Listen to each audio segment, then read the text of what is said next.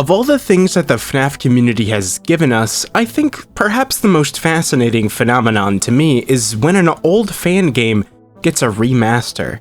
I always find it fun to compare the difference in quality between two or more versions of the same idea, often with many years between the original and most recent iterations. In fact, this concept of a game's redemption is something I've discussed twice on the channel already. With the joy of creation, it was a solo developer improving his own project over time, and Treasure Island was multiple groups having their own interpretations of an OG fan game until it was eventually picked up by Radiant's team. In a way, today's topic shares details from both of those games' journeys. The game I'm referring to is, of course, Five Nights at Chuck E. Cheese's. Today, I'm gonna discuss how a random and unassuming 2015 fan game was saved from obscurity and transformed into one of the best projects the FNAF community has ever seen. My name is Minaxa, and this is the redemption of Five Nights at Chuck E. Cheese's. Before we continue, this video is sponsored by Eerie Worlds, the tactical CCG where darkness comes to life. This fast-paced card game has 9 short turns ensuring quick gameplay as you battle for control over the rift in the center of the game board. The game contains various creatures for you to play with, many of which are based on cryptids, myths, or other legendary monsters. Every beast features a well-researched card back with detailed information on where it comes from and what kind of horrors it inflicted. Whether that's burning down churches like the Buggin, or drowning unsuspecting passerbys like the Rusalka, new hordes of creatures will be released on a regular basis, giving an opportunity for even wider variety from all over the world. Which creatures would you want to see on your team? Personally, I'm hoping they add the fur-bearing trout. Take control of the Rift and meet the monsters of Eerie Worlds, available for download now. Alright, let's rewind the clock to January 16th, 2015. At this point, FNAF 2 had only been out a little over 2 months, so the community really was in its infancy and still experiencing its initial boom in popularity. On this day, the demo for Five Nights at Chuck E. Cheese's came out, and it looked like this. Yeah, it really was a different time back then. This demo was basically the same quality as the average fan game you'd find on Scratch. In fact, I wouldn't be surprised if it was made in Scratch.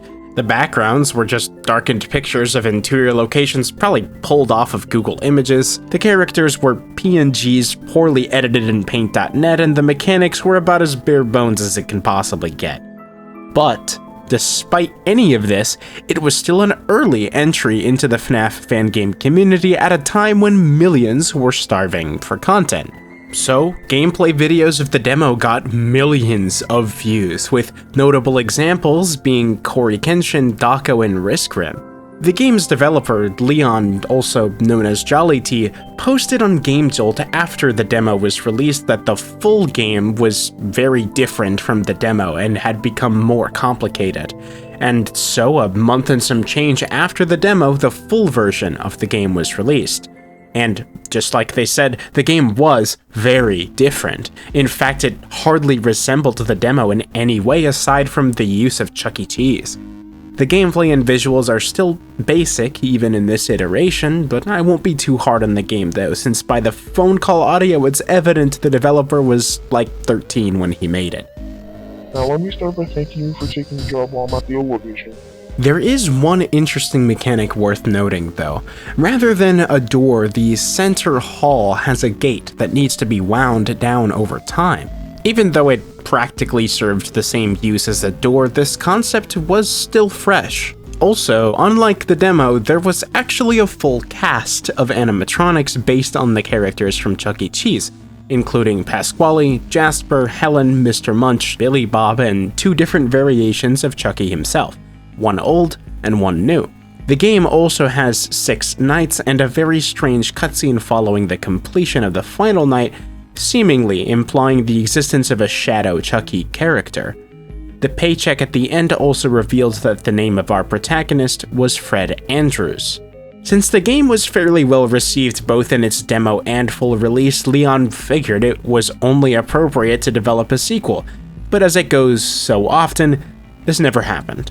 In fact, Leon tried 5 times to develop a sequel, and it just never ended up existing. At this point, all we have left are a few Imager links and GameJolt posts as evidence it was ever in development. Eventually, a new project called Duncan's Arcade was announced that never went anywhere. After that, Leon announced they were quitting game development entirely before coming back 9 months later with a new game called Richmond Robotics.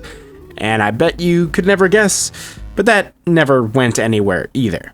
And with that, Leon vanished from GameJolt, this time unceremoniously. The pages for Duncan's Arcade and Richmond Robotics are long since removed, so we have no clue what kind of posts were made on them. And so, years passed, and everyone forgot about Five Nights at Chuck E. Cheese's. Just under 6 years after the release of the original demo, Leon made a sudden and unexpected return to GameJolt. The post he had made was captioned, "In collaboration with the Radiance team," and the picture showed a teaser for a new version of Five Nights at Chuck E. Cheese's with substantially improved visuals. In a similar vein, Radiance team posted the same picture with the caption, "It's time." And with that, the community got their first taste of the game's remaster. Not only was the original developer going to be involved with this remaster, but it was also being brought to life by Radiance team of all people, who are famously known for producing high-quality FNAF fangame projects. In that way, it resembled both The Joy of Creation and Five Nights at Treasure Island. The stage was set for something incredible. Once we get to February 2021, we get the first devlog from Radiance's end, which lets us know that this project was already years in the making. And so, over the next few months, we'd receive various image and video teasers, eventually culminating in a release projection for early to mid-July. Based on the teasers and the reputation of Radiance team, there was no questioning that this remaster would be a substantial improvement over the original game in literally every way, reviving a project that otherwise would have likely stayed dead forever. And finally, on July 4th, 2021, Five Nights at Chuck E. Cheese's Rebooted was released. Loading up the game, the title screen immediately shows us a leap in quality, with Chucky's model on full display. Once you start the game, we get a note. It reads, "Hey Fred, I need someone to take my night shift this week because of some family issues. Would you be up for the task? Give me a call if you're interested. Thanks, Sue." And then the night begins. Like most FNAF games, it starts with a phone call, and to sum it up, the guy basically tells you that there usually isn't anyone there, but management has the place closed for renovations and they needed someone in case of break-ins or vandalism. He then teaches you about the camera system, the security gate behind you, and how after your shift you have to go down to the storage room to pick up some things that need to be restocked. And although we already knew this from the note, he refers to you by the name Fred, which is a reference to the original game's protagonist, Fred Andrews. I want to take a second to talk about this game's unique office layout. Although the portraits in front of the player may seem to be just that at first, they're actually windows, and the animatronics are all right in front of you. I think this system is really cool because you'll know right away when something is up because they're gonna go missing. Behind you is the wind-up gate, a mechanic taken and preserved almost exactly from the original game. Moving on, you'll notice pretty quickly that this game's cameras are unique compared to what you generally see. They're fully black and white and opt for channels over a map of the restaurant and display the full date and time in the corner. Overall, this game goes for a more realistic approach for its security cameras, especially considering it takes place all the way back in 1979. And I really appreciate this aspect of the game. Another thing about the cameras I like is that there's only 5 of them, which cuts down on redundancy. We'll figure out in a bit how the game makes sure that the cameras are actually useful, which is another trap many FNAF fan games tend to fall into. The environments are all pretty standard, but in reality, that's certainly intentional. There's no reason for a random kids' restaurant from the late 70s to have elaborately designed rooms. And one touch I really enjoy as well is that the arcade has Pong cabinets at the forefront, a game that was really popular in the 70s alongside Asteroids and Space Invaders. Not only that, but if you know the history of Chuck E. Cheese, it was actually founded by the co-founder of Atari, so that makes this even more appropriate.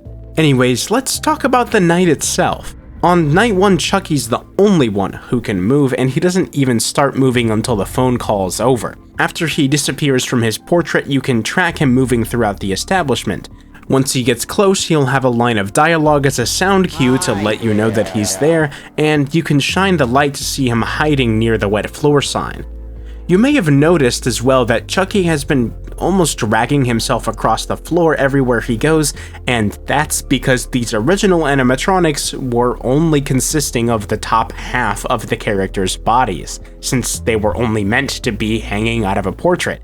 In my opinion, this adds a lot to the animatronic aspect of the horror that really was the basis for Five Nights at Freddy's, but most fan games don't really even try to emulate anymore. Not only that, but the restaurant in the game is actually modeled after the first Chuck E. Cheese location, which was built as a Pizza Time Theater in 1977 on 370 South Winchester Boulevard in San Jose, California. One of the most important parts about these kinds of fan games to me is selling the authenticity of the era, and as you can see, Radiant's team did an excellent job at making sure that got done.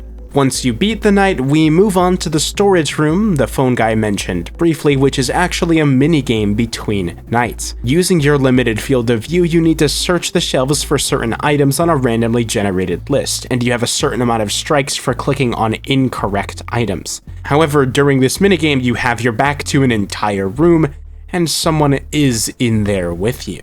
A certain sound cue will progressively become louder as Krusty the Cat approaches, and to deter him, you have to either find the items quickly or move your cursor around until the sound is at its loudest and shine the light.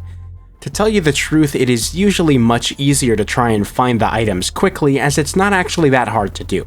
But it's still a really fun, unique minigame that adds a lot of value to the gameplay. If you lose, nothing actually happens, but if you win, you get to skip the first 2 hours of the next shift. It's basically this game's version of Fun with Plushtrap. Moving on to night 2, the phone guy complains about a potential rat infestation, with employees during the day noticing things being knocked over or out of place.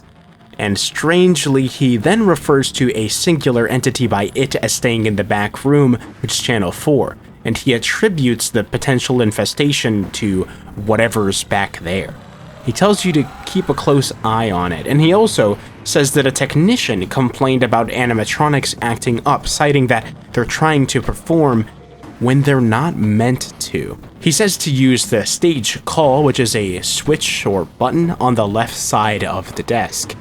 With all that said, this night has 3 characters active, that being Chucky, Jasper, and the Chucky costume. Jasper occasionally leaves his portrait and moves to your desk, and to get him to go away, you just need to hold the stage call button for a little while. Costume is the it that the phone guy referred to being on Channel 4, and he makes his way through the building towards the office if you don't watch him. Once he gets to the gate, he doesn't actually come in to the office though. Instead, he does this. This is one of the most striking and memorable aspects of the entire game, and freaked me out when I first saw it. In FNAF games, we always tend to consider ourselves safe once the door is down, but this game subverts that by having the door go down slowly and having there be an actual consequence that goes along with that. Now, to be fair, this is only night 2, so it's not very difficult, but this is the beginning of when the game begins to show off its design philosophy. On their own, every individual animatronic is actually extremely easy to deal with, but they all complement each other perfectly to slowly overwhelm you as the game gets more complicated and faster paced. This is a level of game design that most FNAF fan games don't bother to strive towards, and I think it's very impressive. With night 3, things get a bit more concerning. The phone guy calls you to tell you how one of the technicians had to literally bolt Chucky to his portrait in the morning, and how if he was in your position, he's not sure if he'd even still be showing up. He also emphasizes checking the camera system for any oddities, which is appropriate considering who gets added on this night, Mr. Munch.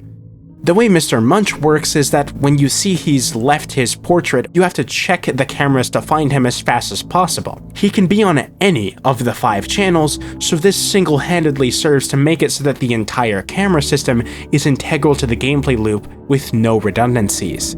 By having 5 channels on the cameras, no more or less, it makes it manageable but still stressful to deal with when everyone else is also at your throat. Like I pointed out earlier, it's perfectly balanced. Also, unlike Night 2, which added 2 more characters, Night 3 only added 1, so the game avoids getting disproportionately more difficult in the 3rd night, which is a trap that many fan games fall in. Night 4 is similar in this regard also, once again only adding 1 new animatronic. During this night's call, the phone guy tells you that although the work you've been doing is appreciated, management doesn't need you to come back for a 5th night. They're already starting to keep a close eye on all the animatronics since they've been glitching out, and they're getting trashed in a few days to be replaced anyways. He says that any other problems should be solvable with the stage call and there's no need for you to come back tomorrow. The animatronic added on this night is Helen, who appears on the very edges of the office with a very quiet and easy to miss sound cue. If you aren't paying attention, you could easily miss her, especially since the other animatronics are way more active on this night. All it takes to make her go away is a slight tap on the stage call.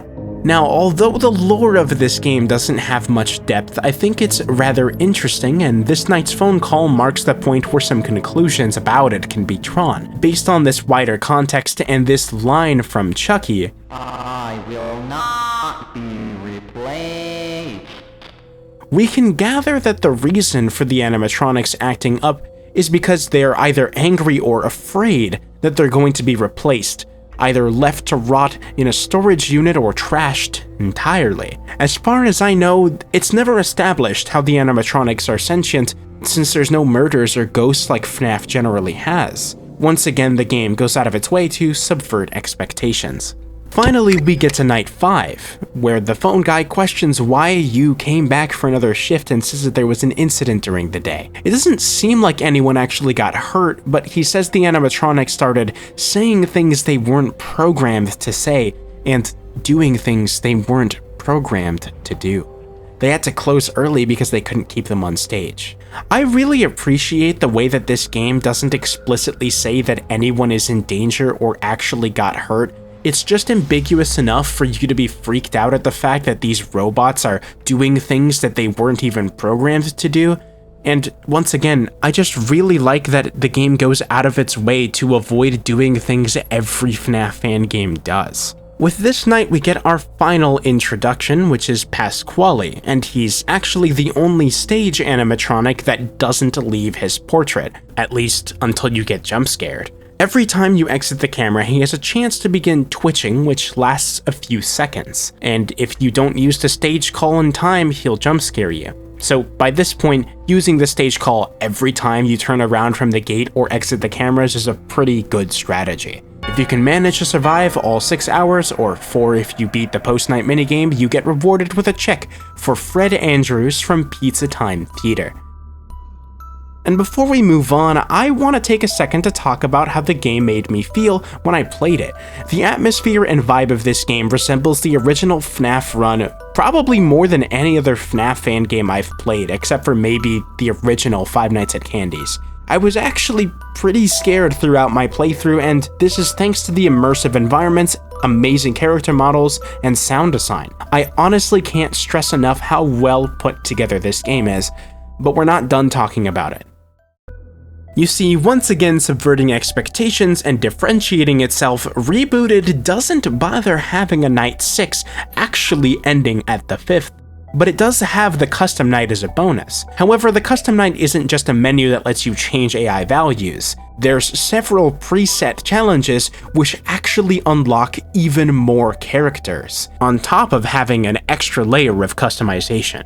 The first of these new characters is Modern Chuck E. Cheese, which is the version of Chucky that you're probably most familiar with. He functions very similarly to the portrait Chucky, except he moves a bit faster, even leaving before the gate is fully closed.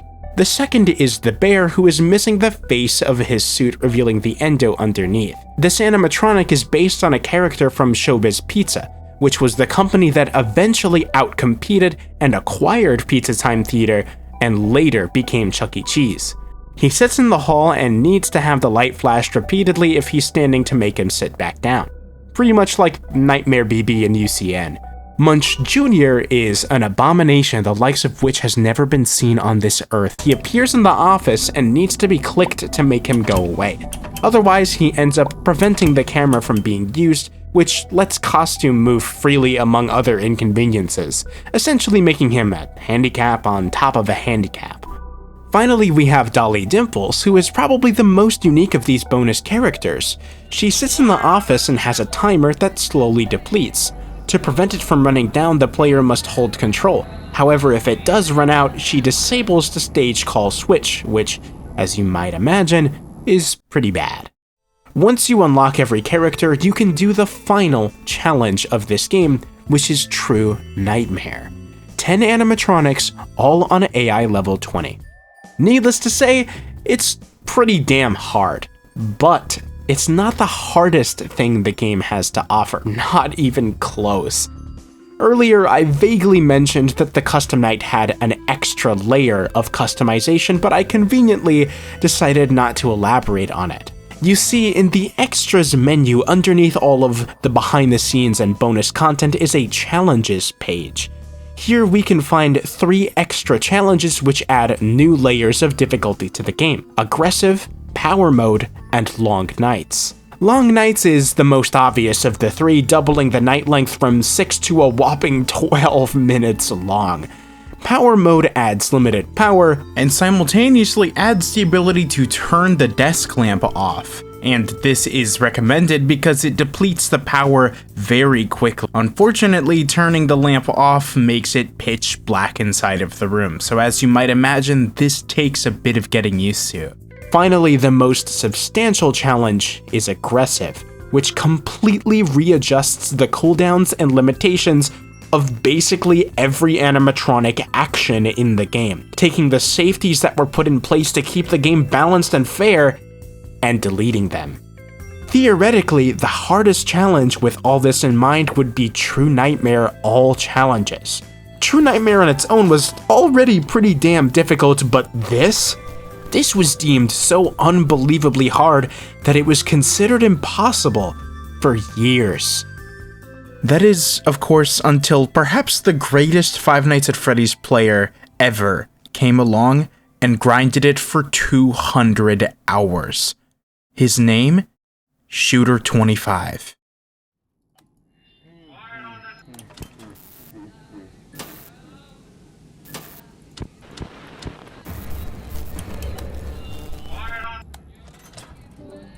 Oh my god, oh my god, oh my god, oh my god, oh my god. I did it! I did all challenges! I did all challenges! I did all challenges! I did all challenges! I did all challenges! I did all challenges! I did all challenges! I did all challenges! I did all challenges! Dude, how much murder is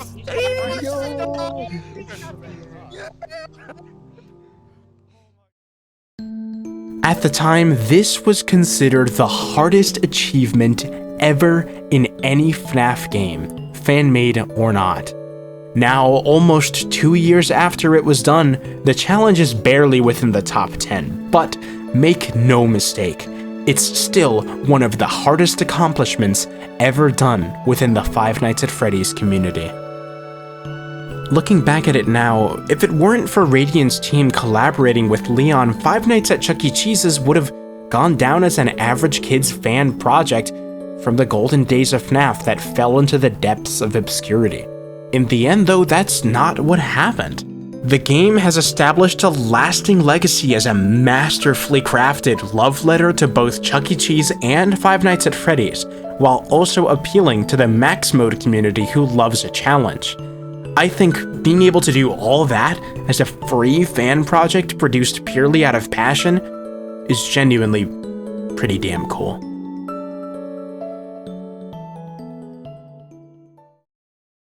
And that's gonna be the end of this one. I know I literally just said that I was gonna make less FNAF content like a month ago, but I played this game for the first time and I really liked it. And then I was really fascinated by its story after I started doing some research. So what I'm trying to say is, don't expect me to force any FNAF content out, but if I happen to like something, it's fair game. Anyways, if you haven't played the game for yourself, really recommend it. Genuinely great game. And finally, if you enjoyed the video, consider subscribing because I think that would be pretty cool. Anyways, my name is Minaxa and that's gonna be all from me. I hope you enjoyed the video. Until next time.